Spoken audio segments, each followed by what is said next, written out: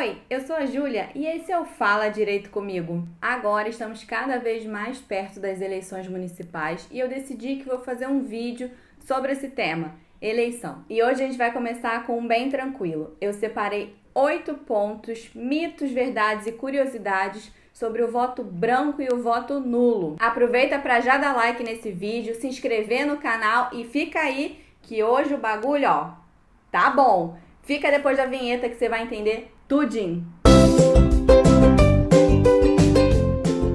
Existe uma eterna dúvida sobre o que é efetivamente o voto branco ou o voto nulo, para quem que ele vai, se é que ele vai, se eles são capazes de anular a eleição, se eles favorecem a esquerda, se eles favorecem a direita, enfim, uma série de dúvidas envolvendo esse tipo de voto.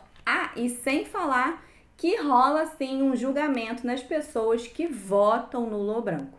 Vamos entender por que isso acontece? Foi pensando nessas dúvidas que eu separei 8 pontos para a gente conversar um pouquinho. Vamos lá? Bom, o primeiro ponto é o que é o voto branco e o que é o voto nulo. Bom, o voto branco foi previsto no Código Eleitoral lá em 1932 e ele significava que o eleitor não tinha nenhum candidato preferido e ele deixava literalmente a sua cédula de votação em branco, não assinava, não marcava nada. Hoje foi substituído pelo botãozinho branco na urna eletrônica. O voto nulo, por sua vez, significava que havia algum erro na cédula. Então a criatura, ao invés de colocar o número ou o nome do candidato, ela desenhava, rabiscava, enfim, possuía alguma nulidade, algum erro naquela cédula e ela não podia ser considerada. E hoje, na urna eletrônica, a gente só precisa colocar um número que não existe, que não corresponde a nenhum candidato. O segundo ponto, então, é qual é a diferença, afinal, do voto branco e do voto nulo? Naquela época, quando o voto branco era considerado um voto de conformismo, ele era dado ao candidato que estava na frente, como se fosse um voto naquela pessoa. O voto nulo não, ele sempre foi descartado e desconsiderado. Isso até a Constituição de 88. Só após a Constituição é que o voto branco também passou a ser descartado. Então, até hoje fica essa dúvida, qual que é a diferença do voto branco e do voto nulo? Mas a gente já sabe que depois da Constituição de 88, ambos, o voto branco e o voto nulo, são descartados na contagem. Terceiro ponto. Por que as pessoas votam branco ou votam nulo? Bem, por várias razões, mas as principais delas são: ou ela não se importa com o resultado daquela eleição e para ela tanto faz, ou ela efetivamente não quer votar em nenhum dos candidatos disponíveis. E isso é uma escolha individual, é o juízo de valor, ela faz o que ela quiser com o voto dela. É por isso também que é no segundo turno que a gente tem uma quantidade maior de votos brancos e votos nulos. Porque afinal, no primeiro turno, a gente tem um monte de candidato. E é muito difícil que a pessoa não se identifique ou com um candidato ou com uma proposta. Já no segundo turno, como só tem 2 opções, é totalmente possível que ela não queira nenhum daqueles candidatos no poder ou tanto faz. Quarto ponto.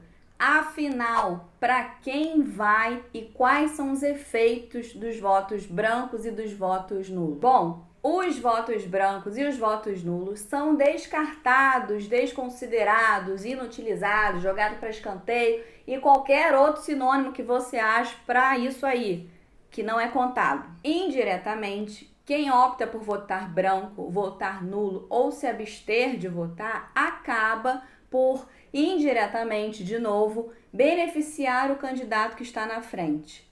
Nunca, jamais, em hipótese alguma, porque esses votos vão ser redirecionados a esse candidato, mas simplesmente porque quanto mais voto branco e nulo, menos voto válido o candidato precisa para ser eleito. No final das contas, o candidato que é eleito pelo sistema majoritário vai sempre precisar da metade mais um dos votos.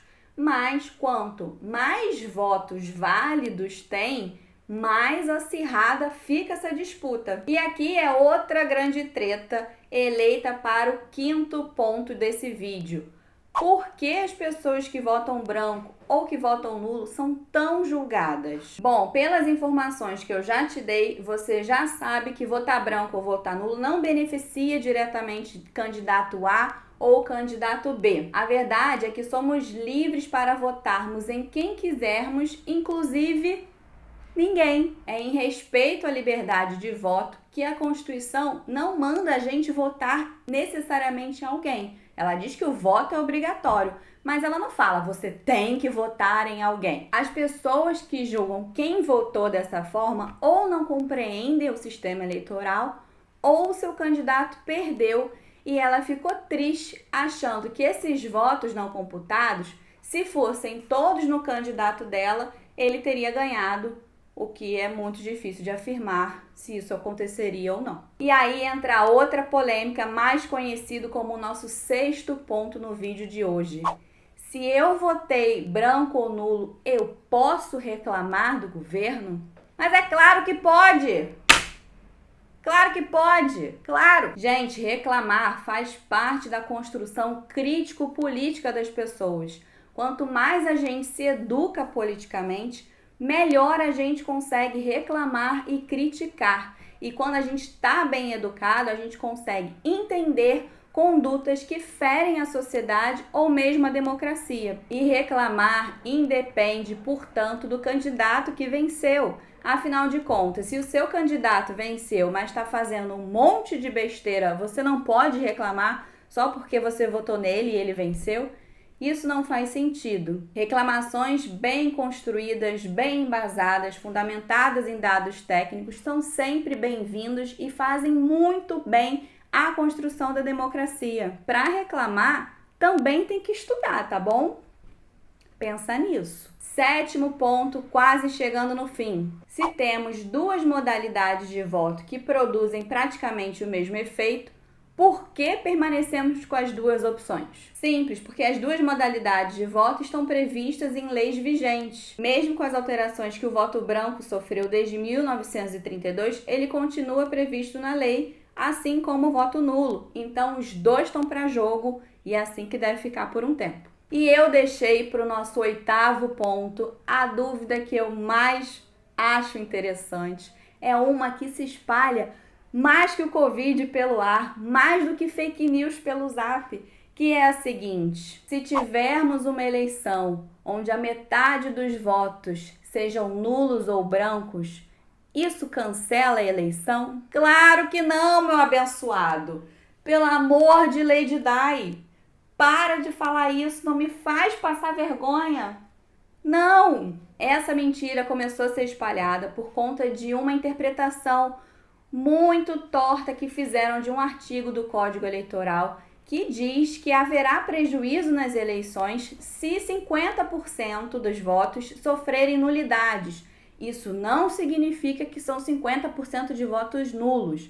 A nulidade aqui quer dizer se foram votos fraudados, se foram votos comprados, ou seja, votos obtidos de forma ilegal. Você pode votar branco, você pode votar nulo, mas você não pode votar nessas modalidades achando que vai ter uma nova eleição. Não faça isso, pelo amor de Deus. Queridos, espero ter ajudado para o entendimento desse assunto. É um tema que está chegando, batendo na nossa porta essa eleição e é muito importante a gente realmente compreender o que essas coisas significam. Se você que ficou aqui até o final do vídeo ainda não curtiu e não se inscreveu no canal, sacanagem, né? Mas você que já fez tudo isso, aproveita e compartilha esse conteúdo.